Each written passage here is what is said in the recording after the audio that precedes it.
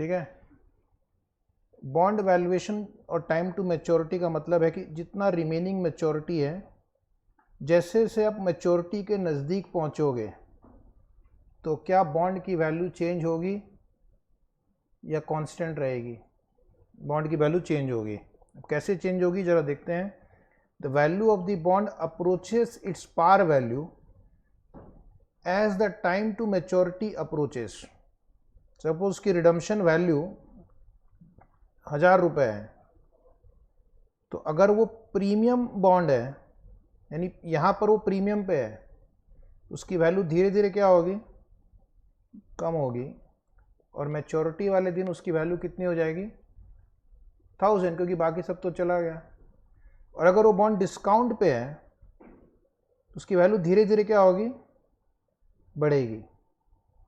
और मैच्योरिटी वाले दिन जो रिडम्पशन वैल्यू है उसके बराबर हो जाएगी। तो इस लाइन का मतलब है the value of the bond approaches its par value, और you can say redemption value, as the time to maturity approaches its maturity date, other things remaining the same.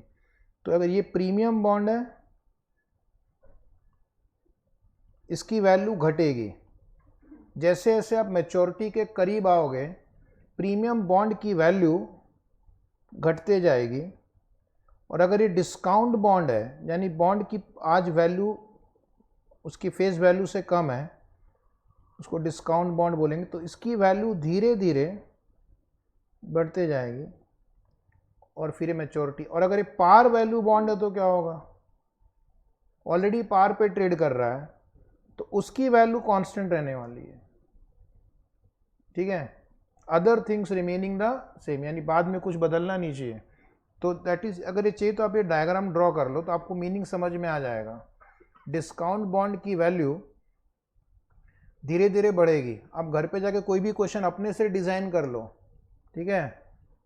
जैसा कल मैंने क्वेश्चन नंबर 3 भी दिया था आपको, उसमें 2 साल बचा था, 3 साल बचा था और 1 साल बचा था, याद है क्या? तो अगर आप उस क्वेश्चन नंबर 3 को भी सामने रखेंगे तो क्वेश्चन नंबर जो 3 था, आपकी बुक में 3-4 पेज पीछे आना, जिनके पास बुक है 3-4 पेज पीछे आना, तो मैं आपको समझा सकता हूं। जब उसकी रिमेनिंग लाइफ 3 इयर्स थी तो आपने देखा उसकी वैल्यू कुछ 974.39 थी, लेकिन जब उसकी रिमेनिंग लाइफ सिर्फ 2 साल बची तो उसकी वैल्यू हो गई है 981.81। और जब उसकी वैल्यू, जब 1 साल सिर्फ बच गया था तो उसकी वैल्यू है 990.82। तो वहाँ पर आप लिख सकते हो, यहाँ पे refer example, refer question number 3, तो उससे आपको एक अंदाजा। और अगर आप जब लास्ट में एकदम पहुंच ही जाओगे, मैच्योरिटी वाले दिन कूपन पे हो गया, तो उसकी वैल्यू 1000 हो जाएगी। Is it right?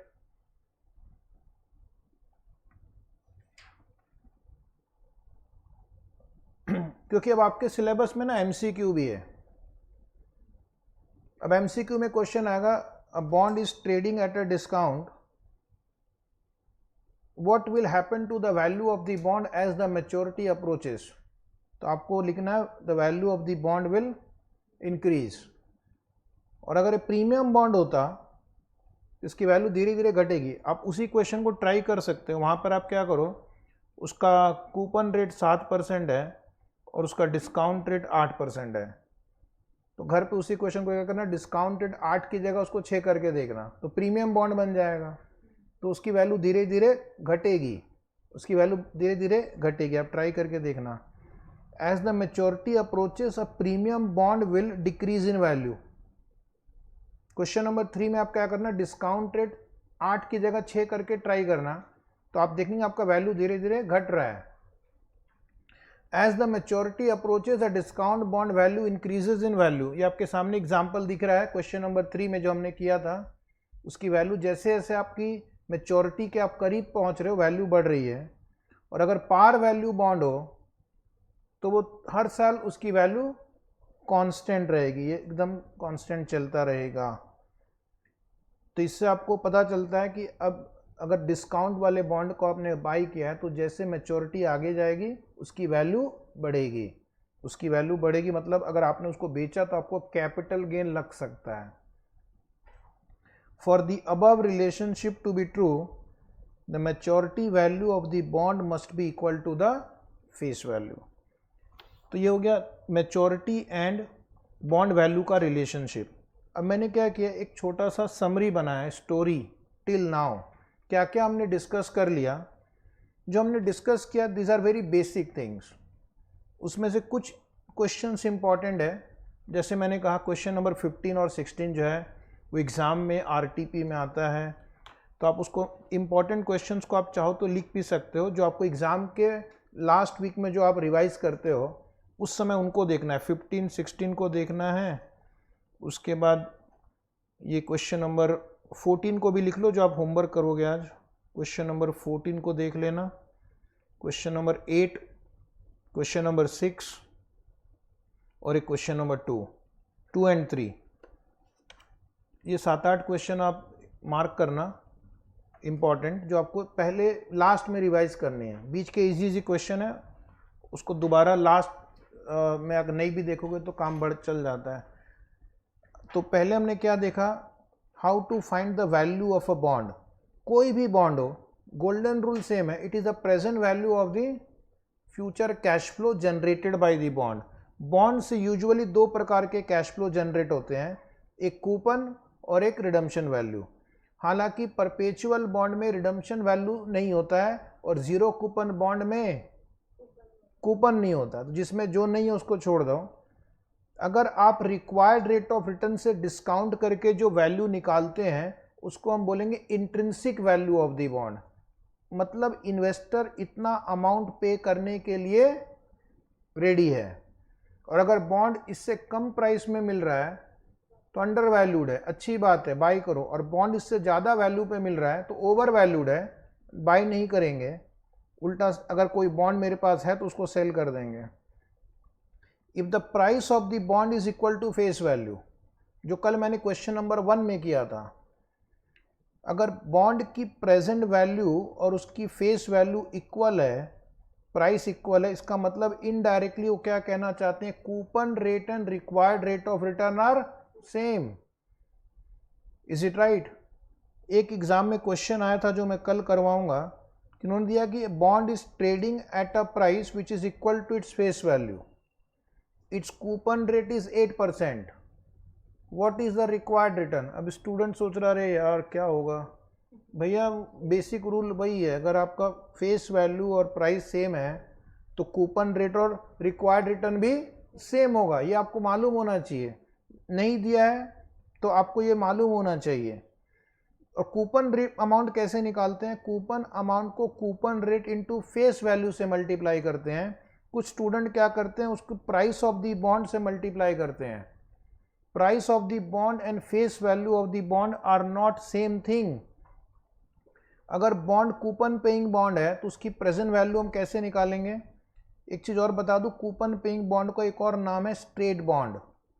Straight bond तो उसकी इंट्रिंसिक वैल्यू है कूपन अमाउंट, जो भी आपने कुछ क्वेश्चंस में किए हैं आज और कल, into PV annuity factor, redemption value into PV annuity factor, और इसको ऐड कर देंगे, that will give me intrinsic value of a coupon bond.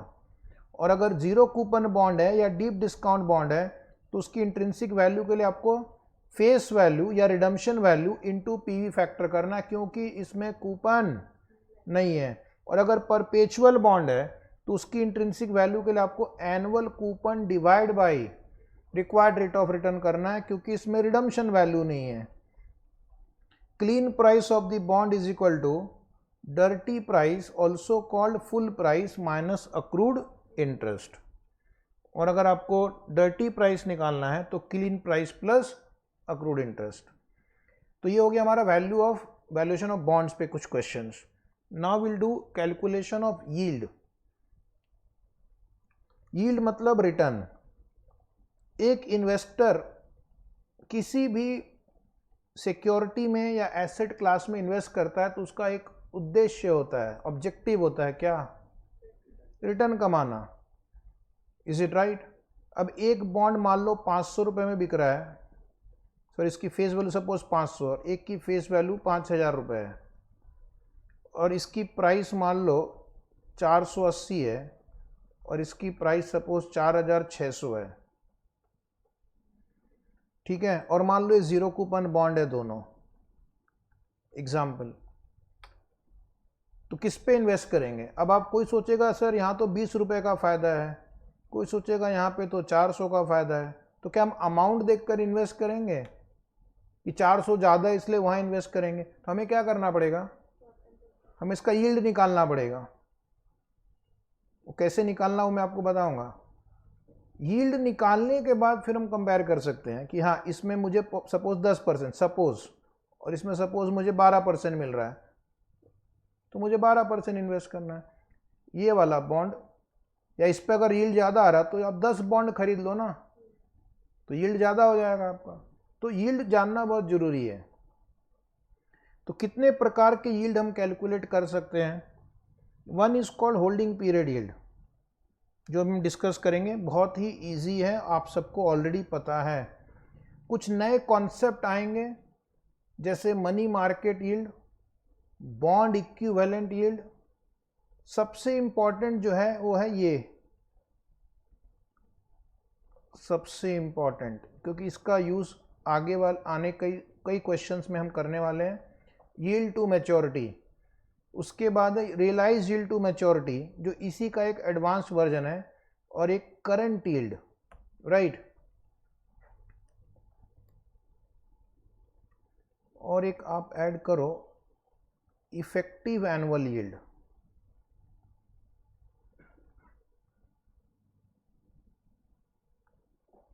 जो मैं क्वेश्चन में बताऊंगा आप कैसे करते हैं।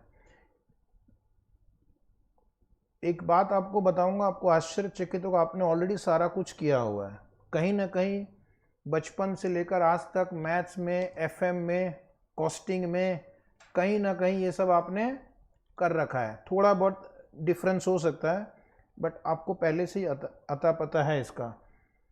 तो first concept is holding period yield. Holding period मतलब जिस पीरियड के लिए आप बॉन्ड होल्ड कर रहे थे तो आपने कितना रिटर्न कमाया। यहाँ पर आपको कॉमन सेंस वाला फॉर्मूला यूज करना है। सपोज एग्जाम्पल के लिए आपने एक बॉन्ड बाई किया, सपोज 800 रुपये में बाई किया आपने, बॉन्ड ने आपको कूपन पे किया मान लो 80 रुपये, ठीक है, और बॉन्ड को आपने सेल कर दिया 900 रुपये में। एग्जाम्पल के लिए आपने एक बॉन्ड 800 में खरीदा तो आपका इन्वेस्टमेंट कितना हुआ 800, ये आपने इन्वेस्ट किया। तो हमें जो रिटर्न कैलकुलेट करना होता है वो हमारी इन्वेस्टमेंट पे कैलकुलेट करना होता है। तो इन्वेस्टमेंट कैलकुलेट करने के लिए हमें डिनोमिनेटर में 800 लिखेंगे। और हमें दो प्रकार के फायदे हुए हैं यहाँ पे कौन से दो प्रकार के गेन हुए आपको यहाँ पे? एक तो आपको कूपन मिला 80 रुपया, और एक फायदा हुआ आपको, सेल किया आपने 900 में और खरीदा कितने में था 800 में।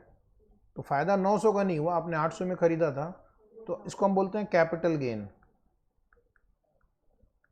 100 रुपये का आपको बेचकर फायदा हुआ और 80 रुपया कूपन मिला, तो टोटल गेन कितना हुआ, टोटल रिटर्न कितना आया 180, और आपने इन्वेस्टमेंट कितने के लिए कितना किया था 800, इंटू 100 कर देना,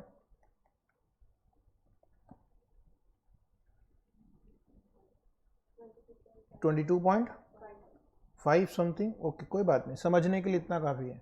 इसको हम बोलते हैं HPY, होल्डिंग पीरियड यील्ड। यानी अगर आपने बॉन्ड सपोज 6 महीने के लिए होल्ड किया था, 7 महीने के लिए होल्ड किया था, तो आपको 22.5% रिटर्न उस पीरियड के लिए मिला। Is it right? अगर आपने सपोज 6 महीने के लिए बॉन्ड होल्ड किया था तो 6 महीने में 22.5% रिटर्न आपने कमाया, तो एनुअलाइज रिटर्न कितना होगा? एनुअलाइज निकालेंगे। एनुअलाइज क्यों निकालेंगे? क्योंकि अगर मुझे किसी के साथ कंपेयर करना है तो पर एनम के साथ कंपेयर होता है ना। मान लो मुझे एफडी के साथ कंपेयर करना, तो बैंक वाला एफडी का रेट सपोज 10% दे रहा है, तो मैं कंपेयर करने के लिए क्या करता हूँ, इनको एनुअलाइज कर देता हूँ। तो एनुअलाइज कैसे करेंगे? अगर आपको क्वेश्चन मंथ्स में दिया है तो पहले तो होल्डिंग पीरियड यील्ड निकालना आपने सीख लिया, जो आपको कूपन मिलेगा plus closing value minus initial value divide by initial value. Formula याद नहीं रहा तब भी कोई बात नहीं, coupon plus capital gain upon initial investment. एक नॉर्मल आदमी की तरह सोचना है यहाँ पे, एक फाइनेंस एक्सपर्ट की तरह नहीं सोचना है। कॉमन आदमी क्या सोचेगा कि मैंने 800 लगाया, 80 रुपये कूपन आया, 100 रुपया बेचकर फायदा हुआ, 180 का फायदा हुआ 800 रुपये पे, ठीक है। और अगर आपको एनुअलाइज करना हो तो क्या करेंगे,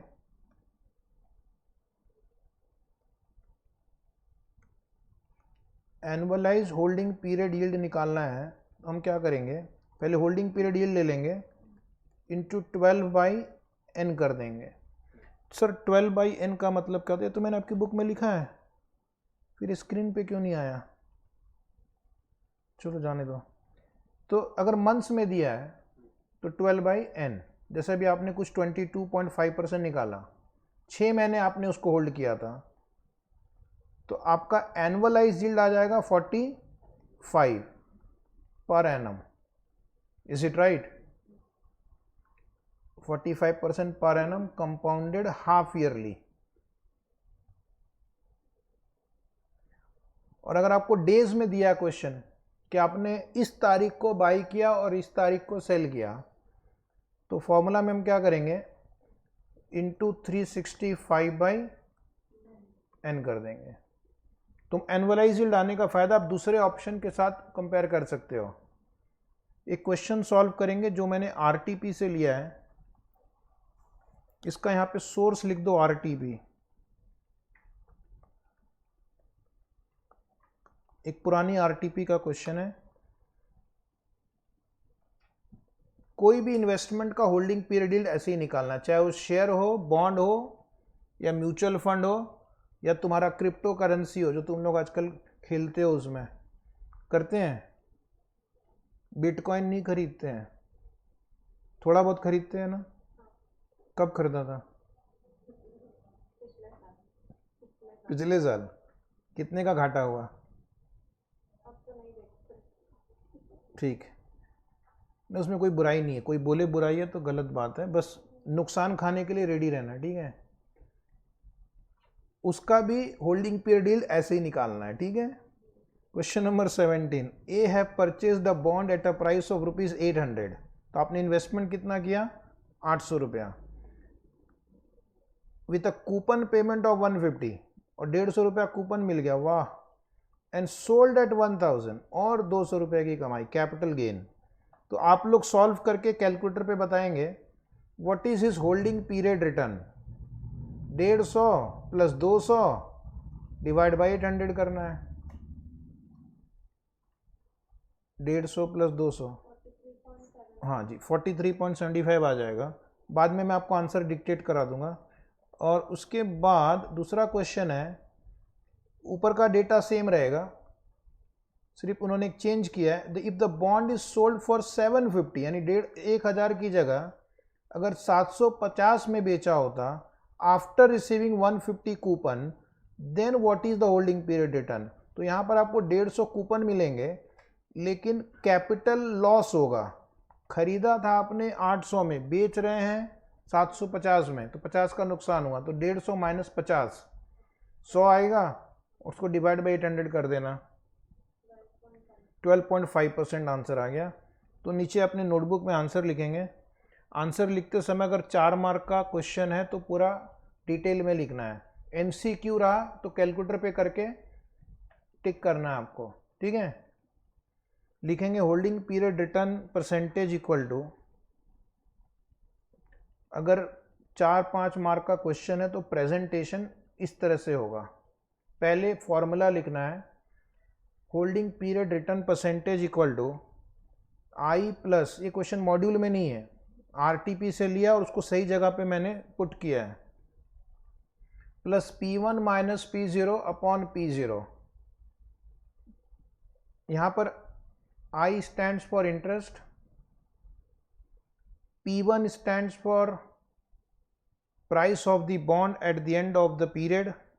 इस क्वेश्चन में पीरियड दिया हुआ नहीं, 6 महीना है कि साल है कि क्या है, तो हम क्या करेंगे, जो दिया उससे ही काम चला लेंगे।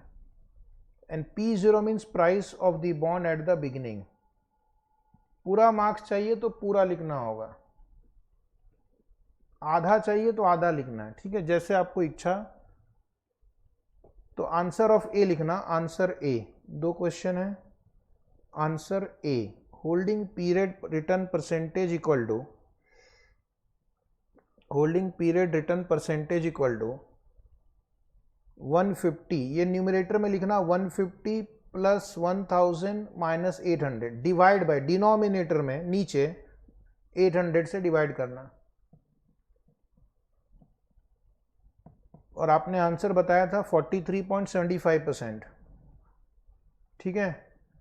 यानी ये बॉन्ड होल्डर चिल्ला चिल्ला कर लोगों को बताएगा देखो मुझे 43.75% रिटर्न मिला इस बॉन्ड पे। उसके बाद आंसर बी लिखना, answer B, holding period return percentage equal to 150 plus, numerator में ऊपर लाइन के ऊपर न्यूमरेटर ऊपर लिखते हैं plus 750 minus 800 divide by denominator में 800, कैलकुलेट करेंगे। तो आपने सही बताया था 12.5%, 12.5% आपने सही बताया था, ठीक है। ऐसे क्वेश्चन एग्जाम में ना तो पहले कभी आए थे ना आगे कभी आएंगे, एमसीक्यू वगैरह में हो सकता आ जाए। अब हम नेक्स्ट कैलकुलेशन करेंगे money market yield. Money market yield में पहले आपको क्या करना है, होल्डिंग पीरियड यील्ड निकालना है जो भी आपने किया, और उसको एनुअलाइज कर देना है। अगर मंथ्स में दिया है तो 12/n, डेज में दिया है तो 365/n। तो तुम पूछोगे सर इसमें मनी मार्केट यील्ड वर्ड क्यों यूज किया गया है। जनरली ये जो शॉर्ट टर्म इंस्ट्रूमेंट होते हैं, शॉर्ट टर्म इंस्ट्रूमेंट यानी जिसकी मैच्योरिटी 12 मंथ से कम होती है, वैसे इंस्ट्रूमेंट को हम बोलते हैं money market yield, money market instrument, sorry, उसको वैसे इंस्ट्रूमेंट को हम बोलते हैं money market instrument. Money market instrument पे यूजुअली 3 महीना 6 महीना ही हम होल्ड करते हैं, तो उसके यील्ड को हम एनुअलाइज करने के लिए क्या करते हैं, ये एडजस्टमेंट करते हैं होल्डिंग पीरियड यील्ड में। तो अगर आपका होल्डिंग पीरियड 1 साल से कम है तो एनुअलाइज करने के लिए 12/n अगर मंथ्स में दिया हो, 365/n अगर डेज में दिया हो। इससे क्या होता है कि आप दूसरे किसी और इंस्ट्रूमेंट के साथ कंपेयर कर सकते हो। अगर आपने मान लो सिर्फ 2 महीने के लिए इंस्ट्रूमेंट होल्ड किया है, तो 2 महीने के लिए होल्ड करोगे तो रिटर्न कितना आएगा, मान लो 1.5% आया, और बैंक का एफडी एनुअल रिटर्न 6% है। तो इसका मतलब ये नहीं कि बैंक अच्छा है, क्योंकि यहाँ पर ये रिटर्न आपको 2 महीने में मिल रहा है और यहाँ पर ये पर एनम। तो इन दोनों को कंपैरिजन करने के लिए 1.5 इंटू 12 डिवाइड बाई 2 करेंगे, तो कितना आया, 9% आ गया। तो मैं कहूँगा कि मनी मार्केट इंस्ट्रूमेंट अच्छा है क्योंकि उस पर 9% हमें एनुअलाइज यील्ड मिल रहा है, ठीक है। तो example of money market instrument, certificate of deposit, treasury bill, these are some examples of money market yield. आपके सिलेबस में एक चैप्टर भी है मनी मार्केट इंस्ट्रूमेंट है, देखना। पहले इंस्टीट्यूट के मॉड्यूल में उन्होंने दोनों को मर्ज करके रखा हुआ है, मैंने उसको एक, जितने भी मनी मार्केट रिलेटेड कॉन्सेप्ट थे मैंने उसको अलग करके एक अलग चैप्टर में डिवाइड कर दिया है। जो अगला हमारा डिस्कशन है वो है बॉन्ड इक्विवेलेंट यील्ड। ये थोड़ा न्यू कॉन्सेप्ट है आपके लिए। बॉन्ड इक्विवेलेंट यील्ड में हम क्या करेंगे, पहले हम 6 मंथली यील्ड निकालेंगे। पहले हम क्या करेंगे, 6 महीने का रिटर्न निकालेंगे। मनी मार्केट यील्ड में हम 12 मंथ्स का रिटर्न निकालते हैं। बॉन्ड इक्विवेलेंट यील्ड में पहले हम 6 महीने का यील्ड निकालेंगे और बाद में उसको 2 से मल्टीप्लाई करेंगे, तो that will also give me annualised yield, क्योंकि ये इस बॉन्ड मार्केट की कन्वेंशन है। कन्वेंशन यानी ट्रेडिशन, रिवाज, प्रथा, यानी कि बहुत सारे मार्केट्स की कुछ ना कुछ एक कन्वेंशन बन जाती है over a period of time. The bond market generally exhibits semi-annual feature, यानी there is a custom in the bond market to calculate the yield for 6 months. The बहुत सारे मार्केट में कस्टम है, यानी ट्रेडिशन है, कन्वेंशन है कि वो पहले 6 मंथ्स का यील्ड निकालेंगे और बाद में उसको 2 से मल्टीप्लाई करेंगे। तो that is called bond equivalent yield. एक या दो बार एग्जाम में ये भी क्वेश्चन आया हुआ है, बॉन्ड इक्विवेलेंट यील्ड, और उसका फॉर्मूला क्या है, 1 प्लस होल्डिंग पीरियड यील्ड। तो पहले आपको होल्डिंग पीरियड यील्ड निकालना है, टू दी पावर 6/n -1। तो ये आपको देगा 6 महीने में आपको कितना रिटर्न मिला, 6 महीने में आपको कितना रिटर्न आया, क्योंकि आपने पावर 6/n कर दिया है -1। तो 6 महीने का रिटर्न आ गया, उसको 2 से मल्टीप्लाई कर दिया, तो that will give you annual. But पहले 6 महीने का यील्ड निकालना है आपको, उसके बाद उसको 2 से मल्टीप्लाई करना है। आप बोलेंगे क्या ये दोनों आंसर सेम आएगा? नहीं, दोनों आंसर सेम नहीं आएगा, दोनों आंसर डिफरेंट होगा। मैं आपको एक प्रॉब्लम करके दिखाऊंगा, थोड़ा रिटर्न का इफेक्ट आता है। तो अभी एक क्वेश्चन नंबर 18 सॉल्व करेंगे। ओके, रेफरेंस बुक से क्वेश्चन लिया गया, इंस्टीट्यूट की बुक में ये क्वेश्चन नहीं है, बट सिमिलर क्वेश्चन उन्होंने पास्ट एग्जाम्स में पूछे हैं। सोर्स लिख दो वहां पे, reference book. An investor purchased a bond at ₹600। तो आपने इन्वेस्टमेंट कितना किया आज? 600 रुपए, and sold it after 4 months. Holding period कितने का है? 4 महीने का। सिर्फ 4 महीने आपने होल्ड किया और उसको 615 में बेच दिया after receiving an interest of ₹3।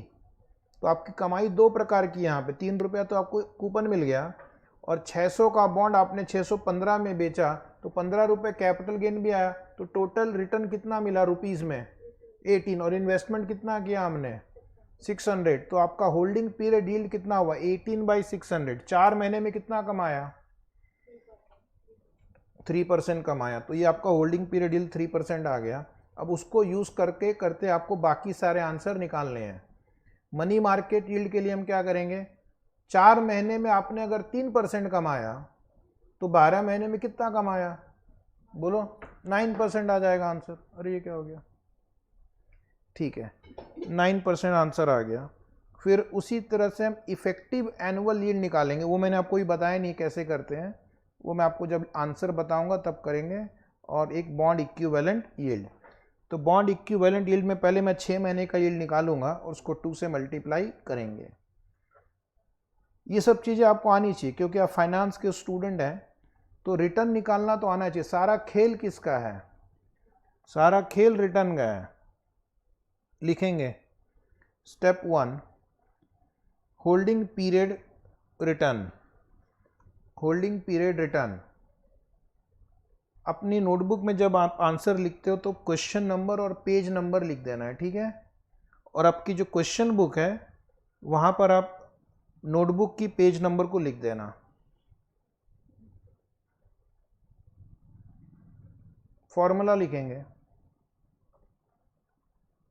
And income plus end of period value minus initial value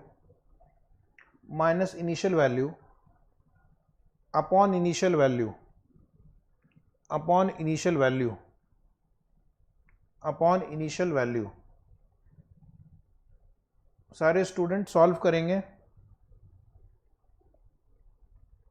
3 plus bracket में 615 माइनस 600 डिवाइड बाई 600 इंटू 100 कर देना। परसेंटेज में लिखना हो तो 3% आ रहा है आंसर। यहाँ तक तो सबको समझ में आ गया। ये जो पहला आंसर है ना, ये बहुत ही कॉमन सेंस वाला आंसर है, इसमें कोई रॉकेट साइंस, कोई स्पेशलाइज्ड स्किल की जरूरत नहीं है, कोई भी आंसर निकाल सकता है। फिर लिखना step 2, money market yield. Money market yield यानी एनुअलाइज इसका हम वैल्यू कितना होगा, ठीक है? MMY equal to HPY into 12/n into 12/n। तो आप यहाँ पे लिखेंगे 3 इंटू 12/4, 3 इंटू 12/4 कितना आया? तो 9% per annum compounded every 4 months, compounded every 4 months.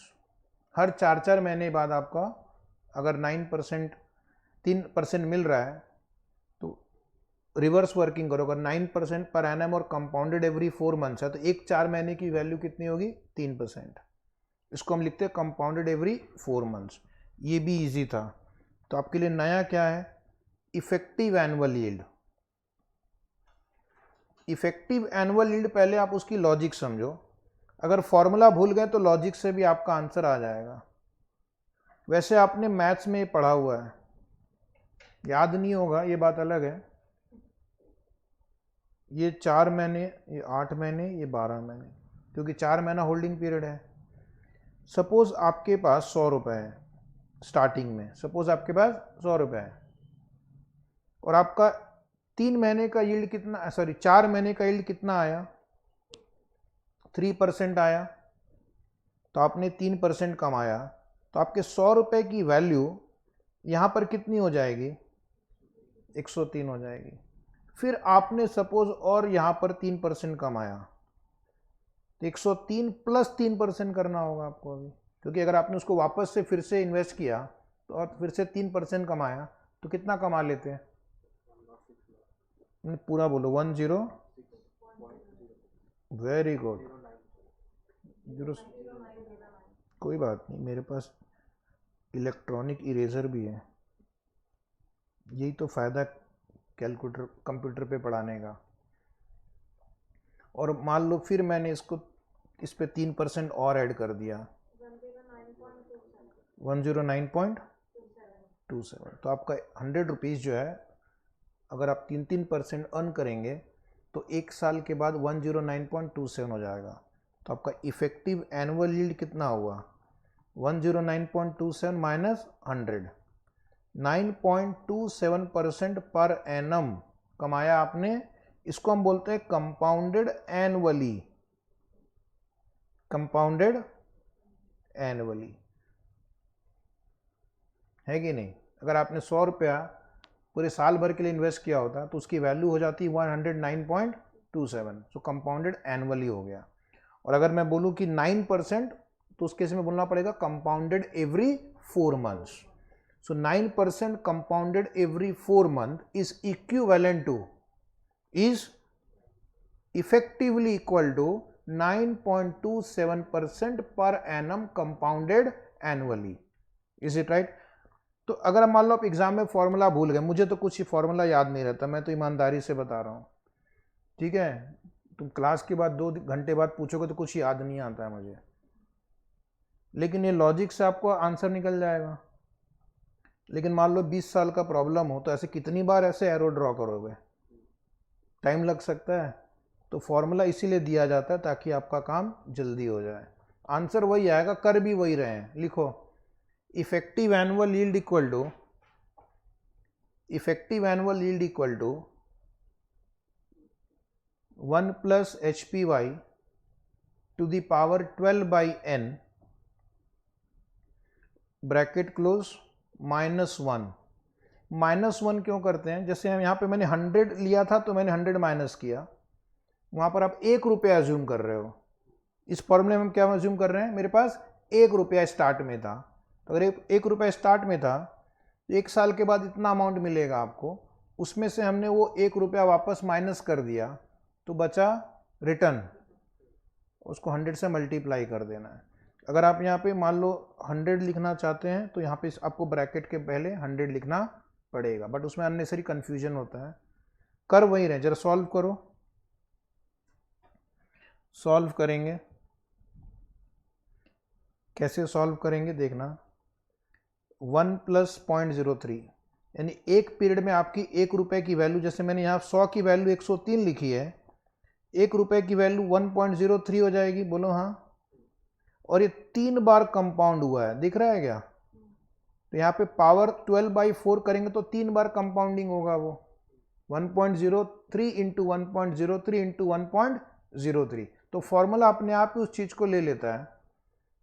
तो यहां पर आप पहुंच जाएंगे, देखो कैलकुलेटर पे आपको 1.0927 आ जाएगा आपका, और उसमें से 1 रुपया माइनस कर दिया मैंने।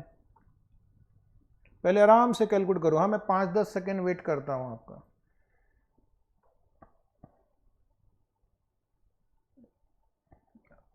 कितना आंसर आया? 9.27% आया। बाद में 100 से मल्टीप्लाई कर देना। यहां भी वही कर रहे हैं। 100 रुपए की वैल्यू 103 हुई, फिर 106.09, उसके बाद 109.27। यहां पर भी 1.03, वो 3 बार आपने उसको पावर किया, मतलब 3 बार आपने उसको कंपाउंड किया है, और 1 रुपया घटा दिया, जैसे मैंने यहाँ पे 100 रुपये घटाए थे। ठीक है, तो एग्जाम में अगर ये फॉर्मूला भूल गए तो क्या करना है, ऐसे भी सॉल्व कर सकते हैं, बट यूजुअली ये बहुत ही क्रूड मेथड है प्रेजेंटेशन वाइज, बट लॉजिक समझ में आ गया आपको? सबने लिख लिया? इरेज कर दें या नीचे वाला डायग्राम लिखना है? समझ में आ गया? ठीक है, अब एक लास्ट आंसर लिखना, बॉन्ड इक्विवेलेंट यील्ड। इसमें हम क्या करते हैं, पहले जो अभी हमने एनुअल यील्ड के लिए किया था, इफेक्टिव एनुअल यील्ड, वही काम करेंगे, लेकिन पहले 6 महीने के लिए करेंगे, और उसके बाद उसको 2 से मल्टीप्लाई कर देंगे। तो पिछले आंसर में आप देखोगे यहाँ पे 12/n था, अभी यहाँ पर ये 6/n हो गया, यानी 6 महीने में पहले हमने यील्ड निकाला, उसको 2 से मल्टीप्लाई किया, बाकी डिस्कशन सेम है। तो बॉन्ड इक्विवेलेंट यील्ड में पहले 6 मंथ्स का हम रिटर्न निकालेंगे, फिर उसको 2 से मल्टीप्लाई करेंगे, बिकॉज ऑफ द ट्रेडिशन और custom in the bond market. Exam में 1-2 बार ये क्वेश्चन आया बॉन्ड इक्विवेलेंट यील्ड का, बहुत ज्यादा आता नहीं है।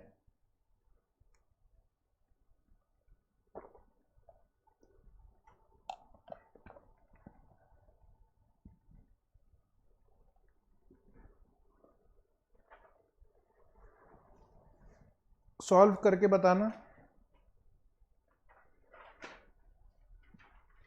ब्रैकेट में लिखना 1.03 to the power 6/4, number of months 4 है, -1 ब्रैकेट क्लोज इंटू 2। अब क्या करेंगे, 6/4 यानी कितना आ गया, 1.5 हुआ ना, तो आपको शॉर्टकट ट्रिक यूज करना पड़ेगा यहाँ पे। तो यहाँ पर आपको शॉर्टकट ट्रिक यूज करना पड़ेगा।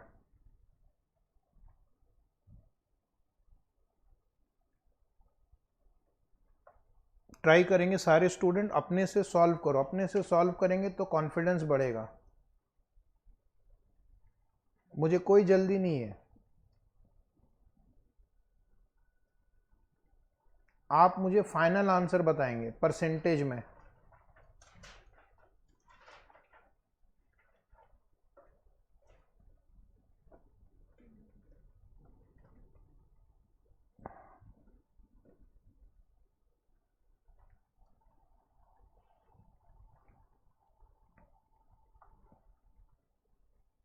आया क्या आंसर? 9.067 आ रहा है। एक मिनट चेक करते हैं, हाँ ठीक है, 9.067% पर एनम, कंपाउंडेड सेमी एनुअली लिखना है अभी आपको, कंपाउंडेड सेमी एनुअली।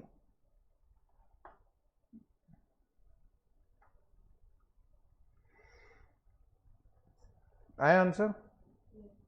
चलिए, एक बच्चे को आंसर नहीं आ रहा, उसको मैं समझाता हूँ कैसे करना है। पहले आपको इसको क्रैक करना है, ठीक है? कैसे करेंगे, 1.03 टाइप करो, 12 टाइम्स स्क्वायर रूट प्रेस करो, -1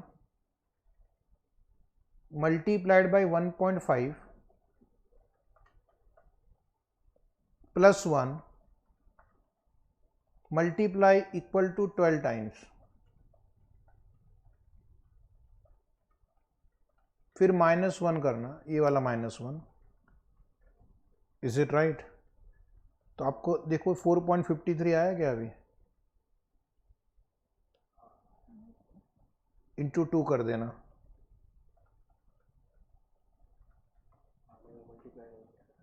हंड्रेड से मल्टीप्लाई नहीं किया था ना, कोई बात नहीं, क्लास में प्रैक्टिस जितना ज़्यादा करेंगे उतना अच्छा है, क्योंकि एग्ज़ाम में आप गलती नहीं करोगे फिर। और एक चीज़ याद रखना, सबके आंसर आसपास रहेंगे, सब बहुत डिफरेंट नहीं रहेगा। ये 9.06 है, वो 9.27 था, ये 9 है, और ये तो खैर 4 महीने का इसलिए 3% है। तो जितने भी एनुअल है वो 9 के इर्द गिर्द ही रहेंगे। बहुत डिफरेंट आया तो मतलब समझ लेना कुछ गड़बड़ हो रहा है। जितने भी एनुअल वाले अपने कैलकुलेशन किए वो 9 के आसपास ही रहेंगे। एक और प्रैक्टिस करते हैं, 90 नंबर। ये भी क्वेश्चन का सोर्स लिखना रेफरेंस बुक। आपके इंस्टीट्यूट के किसी भी पब्लिकेशन में क्वेश्चन नहीं है, लेकिन अगर आ गया तो इस बार मैंने इसमें ट्विस्ट किया है क्वेश्चन में, आप सॉल्व करेंगे तब पता चलेगा। क्वेश्चन 100% सेम है, बट एक ट्विस्ट है इसमें। An investor purchased a bond at ₹347 and sold it after 1 month. एक तो मैंने यहाँ पे नंबर ऑफ मंथ्स क्या कर दिया है, 4 की जगह 1 कर दिया है अभी, एट 343.20। यहाँ पर इसको लॉस हो रहा है, बॉन्ड बेचकर कुछ नुकसान हुआ। And after receiving an interest of 0.70, coupon मिला है 0.70। सेम 4 कैलकुलेशन दिखाने हैं आपको। तो पहले क्या करेंगे, सबसे पहले आपको होल्डिंग पीरियड यील्ड निकालना है, उसी को यूज करके बाकी 3 आंसर मिलते हैं। तो पहला आंसर लिखना holding period yield, holding period yield. पहला आंसर लिखना होल्डिंग पीरियड यील्ड। फॉर्मूला लिखना income plus end of the period value minus initial value upon initial value, upon initial value. आज मैं आपको एक और सजेशन दूंगा, एक अपनी एक फॉर्मूला बुक बनानी है आपको खुद से, ठीक है। एक नोटबुक लेनी है पतली सी, 100-150 पेज की, और जब जब कोई भी फॉर्मूला आप किसी चैप्टर में आपको आएगा वहाँ पर लिखते जाना है, ठीक है। तो एंड ऑफ द बैच आपकी खुद की फॉर्मूला बुक रेडी हो जाएगी। मैंने भी आपको एक फॉर्मूला बुक दिया है, बट हो सकता है उसमें 1-2 कुछ छूट गया हो मुझसे, तो चाहिए तो आप अपना भी एक फॉर्मूला बुक बना के रेडी रखो, या मेरी वाली फॉर्मूला बुक में अगर आपको लगता है ये नहीं है वहाँ पे तो उसमें ऐड कर देना। आंसर बोलना 0.70 प्लस 343.20 माइनस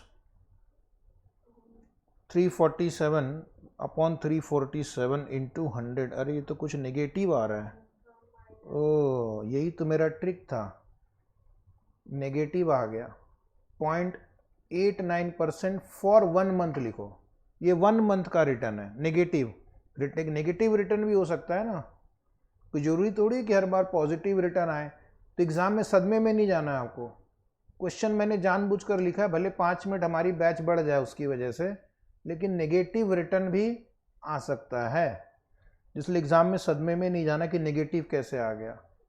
करना वही है आपको, कुछ भी एक्स्ट्रा नहीं करना है, ओके। जैसे पॉजिटिव नंबर के साथ आपने ट्रीटमेंट जो करना है, नेगेटिव के साथ भी वही ट्रीटमेंट करना है। तो नीचे लिखेंगे step 2, money market yield. Money market yield, money market yield is equal to HPY into 12/n, HPY into 12/n।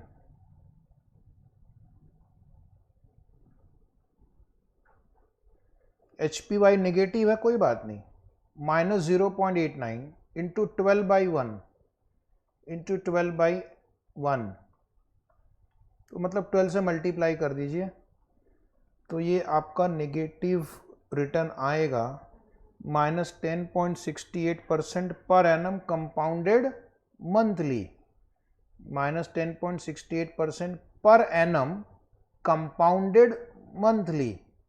इसको बोलते हैं कंपाउंडेड मंथली, क्योंकि आपने 12 से मल्टीप्लाई किया है। आ गया समझ में। तीसरा निकालेंगे effective annual yield, EAY। Effective annual yield मतलब इसका इक्विवेलेंट पर एनम रिटर्न क्या होगा, इक्विवेलेंट। अब यहां पर देखिए स्टोरी में थोड़ी ट्विस्ट है, नेगेटिव रिटर्न है, तो पहले आपके पास 1 रुपया था, तो 1 मंथ के बाद क्या हो जाएगा, उसमें से उतना माइनस हो जाएगा। 1 माइनस कितना परसेंट था, 0.89% एक्चुअली कम हो जाएगा, अगले बार इसमें से और 0.89% कम हो जाएगा, तो अब कम होता जाएगा वो। तो हम इस तरह से लिखेंगे 0.89% को हम 0.89 डिवाइड बाय अगर मैं 100 करूं तो 0.0089 लिख सकते हैं इसको, बोलो हाँ, तो लिख दीजिए, इसमें काम आपका इजी हो जाता है। बाकी इजी है। अब आप बोलेंगे सर थोड़ा डिफिकल्ट जा रहा है, कोई बात नहीं, अभी तो शुरुआत है, धीरे धीरे आपको आदत हो जाएगी, ठीक है, डोंट वरी। जैसे कार चलाना सीखते हैं ना, पहले दिन चलाया था कार, कभी चला ही नहीं है, चलाई है, पहले दिन क्या हुआ था, सीधा जा रही थी गाड़ी इधर उधर, और अभी बस हमारा चैप्टर भी वैसा ही है वो।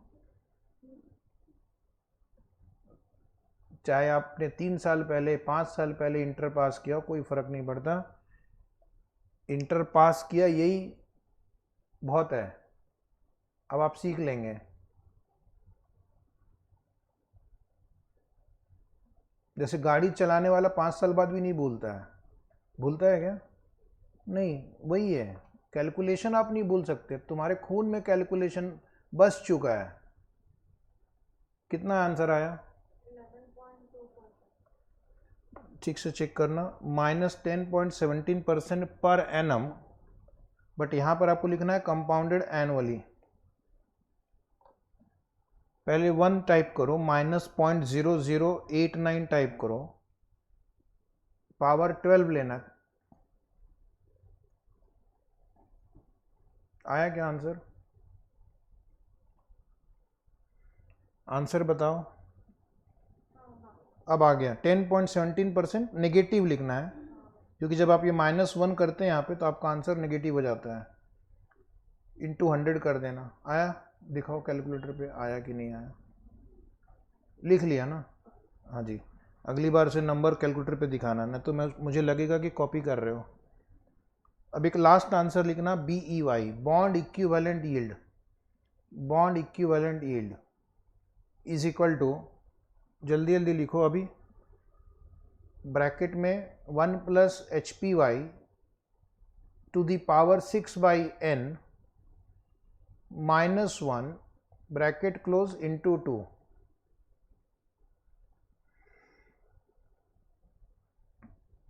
तो यहाँ पर भी वैसे ही करना जैसे आपने एनुअलाइज यील्ड के लिए किया था, एनुअल यील्ड, बट पहले 6 महीने का कैलकुलेट करना, उसके बाद उसको 2 से मल्टीप्लाई करना है।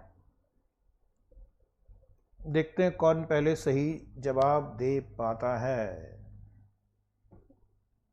The competition begins now. Negative आएगा 10.445% पर एनम, कंपाउंडेड सेमी एनुअली।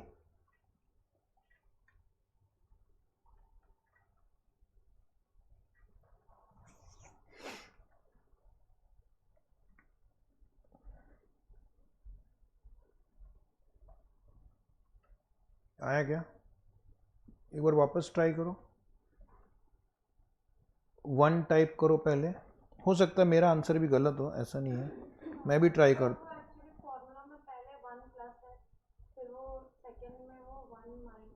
क्योंकि रिटर्न नेगेटिव है ना, रिटर्न नेगेटिव है तो -0.0089 होगा ना, रिटर्न नेगेटिव है, प्लस भले मैं लिखूं लेकिन रिटर्न नेगेटिव है तो माइनस करना पड़ेगा ना। 1 टाइप करो, -0.0089 इक्वल टू, तो अभी आपको 0.9911 दिख रहा है, पावर आपको 6 करना है तो कैसे करते हैं, इनटू 5 बार इक्वल टू प्रेस करो, इनटू के बाद 5 बार इक्वल टू, 1 2 3 4 5, फिर -1 कर दो, फिर इक्वल टू प्रेस करो, तो आपको 0.052222 दिख रहा है, इंटू 100 करो, तो आपको ये जो मैंने स्क्रीन पे लिखा है ना, ये नंबर दिखेगा 5.2225, फिर इंटू 2 कर देना, तो अभी आपको ये नंबर दिखेगा 10.445। कोई बात नहीं, प्रैक्टिस करेंगे ना, हो जाएगा। नेगेटिव रिटर्न भी आ सकता है। आजकल इंस्टीट्यूट क्वेश्चन जो पूछ रही है ना उसमें ऐसे ही होता है, जो आपको लगता है ये तो कैसे हो सकता है वही पूछ लेते हैं। तो पॉजिटिव रिटर्न भी बॉन्ड में जनरेट हो सकता है, नेगेटिव रिटर्न भी बॉन्ड में जनरेट हो सकता है। कुछ लोगों को ऐसी गलतफहमी है कि बॉन्ड में कोई रिस्क होता ही नहीं है, बॉन्ड में भी रिस्क होते हैं, बॉन्ड की प्राइस भी फ्लक्चुएट होती है। जैसे इस क्वेश्चन में आपने देखा बॉन्ड की प्राइस एक महीने में 347 से घटकर 343.2 हो गया। तो ऐसा प्रैक्टिकली भी ऐसा होता है, बॉन्ड की वैल्यू घटते रहती है, बढ़ते रहती है, क्योंकि बॉन्ड की वैल्यू मार्केट रिटर्न के साथ लिंक्ड है। अगर मार्केट में इंटरेस्ट रेट बढ़ गया तो बॉन्ड की वैल्यू घट जाती है। There is an inverse relationship between the required return and the bond price. कल डायग्राम ड्रॉ किया था, तो इन्वेस्टर का अगर रिक्वायर्ड रिटर्न बढ़ गया तो बॉन्ड की प्राइस घट जाती है, नुकसान हो जाता है। अब जैसा कि मैंने कहा कि एक बहुत ही इंपॉर्टेंट कॉन्सेप्ट है YTM, yield to maturity. Yield to maturity means how much rate of return the investor would earn if he holds the bond till maturity. How much rate of return the investor would earn if he holds the bond till maturity. अगर एक investor जिस दिन उसने खरीदा और उसको maturity तक hold करता है तो उसको क्या रेट ऑफ रिटर्न मिलेगा, that is called yield to maturity. और इसको कैलकुलेट कैसे करते हैं, just like we calculate IRR। अब ये मत बोलना कि सर मुझे IRR नहीं आता, आता है, फॉर्मूला याद है, नहीं, कोई बात नहीं, वापस करा देंगे। तो जैसे कैपिटल बजटिंग चैप्टर में IRR निकालते हैं वैसे ही हम यील्ड टू मैच्योरिटी निकालते हैं। ओके, फॉर्मूला मैं आपको बताऊंगा। अब यहाँ पर दो तरह से हम सॉल्व कर सकते हैं।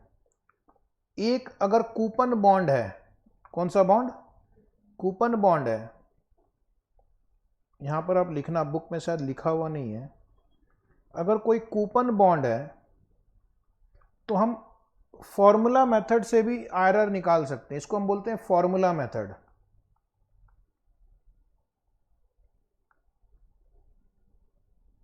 लेकिन ये फॉर्मूला जो भी आपको स्क्रीन पे दिख रहा है, ये सिर्फ ये वाला फॉर्मूला कूपन बॉन्ड के लिए यूज करना है। परपेचुअल बॉन्ड के लिए मैं अलग फॉर्मूला दूंगा, जीरो कूपन बॉन्ड के लिए अलग फॉर्मूला दूंगा। ओके, तो फॉर्मूला क्या है, C इंटू 1 माइनस टी। यहां पर C क्या है, कूपन या इंटरेस्ट जो कंपनी कमिट कर चुकी है। T क्या है, टैक्स रेट।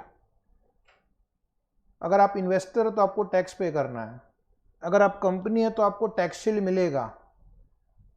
कंपनी को टैक्स सेविंग होती है, इन्वेस्टर को टैक्स पे करना होता है। प्लस RV मतलब रिडम्पशन वैल्यू, माइनस CP मतलब करंट मार्केट प्राइस। CP भी लिख सकते हो, NP भी लिख सकते हो, CP लिख देते हैं, and N means number of years, divide by RV plus CP by 2। ये फॉर्मूला देखकर कुछ याद आ रहा है क्या? आपने वो इंटरमीडिएट में कॉस्ट ऑफ डिबेंचर शायद लिखा था, I into 1 minus T plus RV minus NP upon N divide by RV plus NP by, याद आया क्या? कॉस्ट ऑफ डिबेंचर उस समय आपके टीचर ने बताया कि नहीं पता नहीं, बट कॉस्ट ऑफ डिबेंचर का जो फॉर्मूला है that is yield to maturity on debenture. Same formula है, सेम फॉर्मूला, कोई डिफरेंस नहीं है। ये फॉर्मूला मेथड जो है, क्या इससे आपको एक्यूरेट आंसर मिलता है या अप्रोक्सीमेट आंसर मिलता है? इसमें आपको अप्रोक्सीमेट आंसर मिलता है। एक्यूरेट आंसर के लिए आपको IRR मेथड यूज करना होगा। Is it right? इसमें अप्रोक्सीमेशन क्यों हो रहा है जरा देखना। आपने डिनोमिनेटर में RV प्लस CP बाई 2 किया, अब हो सकता है रिडम्पशन 10 साल के बाद हो और करंट प्राइस आज की है, तो आप दो नंबर को ऐड कर रहे हो, एक 0 ईयर का प्राइस और एक 10 साल का वैल्यू, दोनों में 10 साल का गैप है, बट फिर भी आपने उसको क्या किया, एवरेज कर लिया, एक साथ ऐड करके एवरेज कर दिया। तो वहाँ पर जो है थोड़ा सा टाइम वैल्यू ऑफ मनी जो है वो आप इग्नोर कर रहे हो, और उसकी वजह से फॉर्मूला आपको अप्रोक्सीमेट आंसर दे रहा है। और वही चीज़ यहाँ पर भी हो रही है, न्यूमरेटर में भी रिडम्पशन 10 साल के बाद है, करंट प्राइस आज की दी हुई है, तो आपने दोनों का डिफरेंस लेकर उसको नंबर ऑफ ईयर से डिवाइड करके इक्वली अमोर्टाइज कर दिया, उसको इक्वली स्प्रेड कर दिया है। But time value of money बहुत इंपॉर्टेंट है। Is it right? मान लो रिडम्पशन वैल्यू 105 है और करंट प्राइस 95 है, 10 रुपये का जो डिफरेंस है उसको आपने 10 से डिवाइड करके हर साल एक एक रुपया आपने अपने कॉस्ट में इंक्लूड कर दिया या ऐड कर दिया। बट 1 रुपया 1 साल के बाद, 1 रुपया 2 साल के बाद, 1 रुपया 3 साल के बाद, क्या वो इक्वल होते हैं? टाइम वैल्यू ऑफ मनी का प्रॉब्लम आता है। इसलिए जहाँ तक हो सके IRR मेथड यूज़ करना चाहिए। लेकिन आप स्टूडेंट हैं,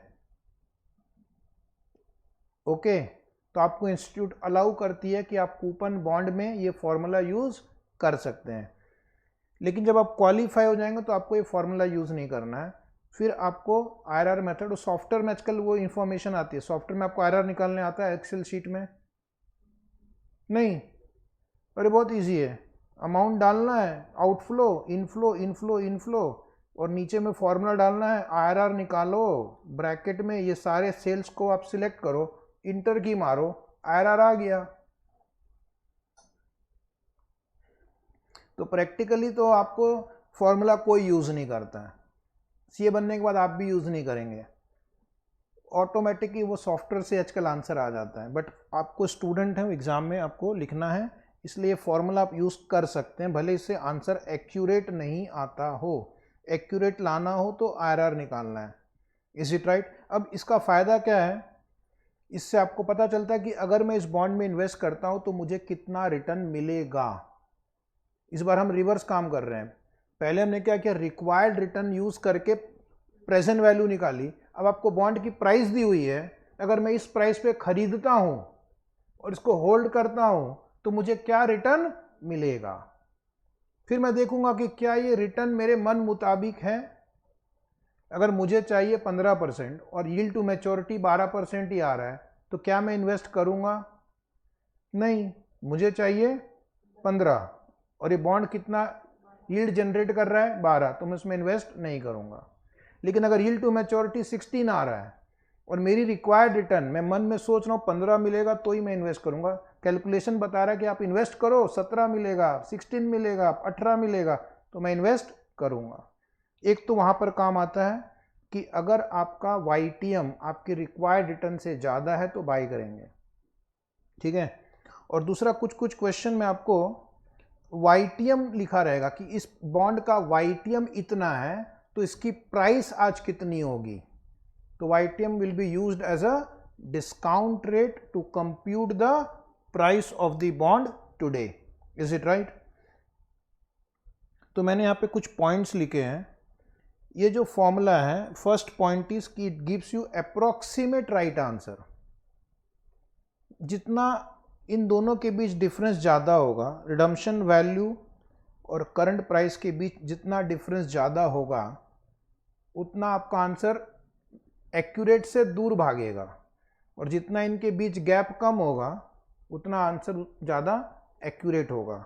बट ये हमारे कंट्रोल में नहीं है, क्योंकि ये कंपनी की पॉलिसी है, किस भाव पे इशू करती है और किस भाव पे रिडीम करती है, या उसकी आज प्राइस कितनी है और रिडम्पशन क्या है। दूसरा है, it doesn't give you accurate answer.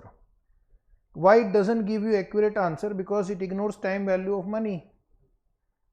Numerator में भी टाइम वैल्यू ऑफ मनी थोड़ा कॉम्प्रोमाइज हो रहा है और डिनोमिनेटर में भी टाइम वैल्यू ऑफ मनी थोड़ा कॉम्प्रोमाइज हो रहा है। एंड एक और चीज जो मैंने आपको बताई, ये जो फॉर्मूला अभी आपने देखा, it will be used only for coupon bonds. आप इसको perpetual bond, self amortizing bond, zero coupon bond के लिए यूज नहीं करेंगे, क्योंकि फॉर्मूले में वो बैठेगा ही नहीं। वो जैसे परपेचुअल बॉन्ड में नंबर ऑफ ईयर्स होते ही नहीं है। अब नंबर ऑफ ईयर्स होते ही नहीं है तो तुम यहाँ पर n लिख ही नहीं पाओगे। कूपन बॉन्ड में कूपन ही नहीं होता है। Is it right? Self amortizing bond में हर साल कूपन बदल रहा है, तो वहां पर भी फॉर्मूला यूज नहीं हो पाता है। तो उतना ध्यान रखना है, ठीक है। तो अभी इसके नीचे की एग्जाम्पल है और उसके बाद क्वेश्चन आंसर है, वो हम लोग कल करेंगे, ठीक है।